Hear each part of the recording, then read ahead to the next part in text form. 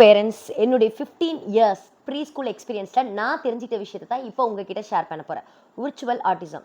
உங்கள் குழந்தைங்களுடைய screen time, excessive screen டைம்னால வரக்கூடிய ஒரு பிரச்சனை தான் இந்த விர்ச்சுவல் ஆட்டிசம். அதிகமாக நான் பேரண்ட்ஸ் என்கிட்ட வைக்கக்கூடிய கன்சர்ன் என்ன தெரியுமா? என் குழந்தைங்களுக்கு சோஷியல் ஸ்கில்ஸ் இல்லை. ஒரு விஷயத்தை திருப்பி திருப்பி ரிப்பீட்டடாக அதே சொல்லிட்டு இருக்கான்.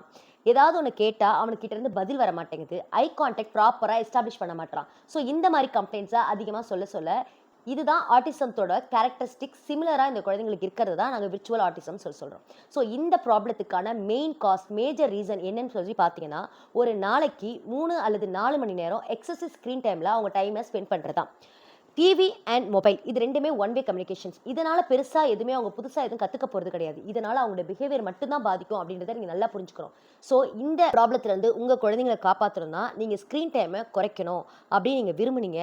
எங்களால ஸ்கிரீன் டைம்ல எந்த ஒரு விஷயத்தினாலும் அவங்ககிட்ட இருந்து வாங்கவே முடியல, குறைக்கவே முடியல அப்படின்னு நீங்க ஃபீல் பண்ணீங்கன்னா, உங்களுக்கு ஒரு ஆல்டர்னேட்டிவ் வே தான் இந்த பிளே ஸ்கூல்ஸ்.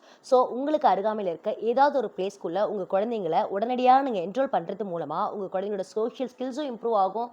ஸோ விஷுவலுக்கு அவங்க அதிகமான இம்பார்ட்டன்ஸ் கொடுக்கறதுனால தான் அவங்களோட ஆடிட்டரி சென்சரி மோட்டார் கட் ஆகுது. ஸோ இதனால தான் நீங்கள் கூப்பிட கூப்பிட அவங்க ரெஸ்பான்ஸ் பண்ண மாட்டாங்க. உண்மையாகவே அவங்களுக்கு அது காதில் விழலை. இதுதான் அதுக்கான ரீசன். ஸோ இதெல்லாம் நீங்கள் கம்மி பண்ணணும்னா உடனடியாக உங்களுடைய குழந்தைங்களை ஏதாவது ஒரு பிளே ஸ்கூலில் என்ரோல் பண்ணும்.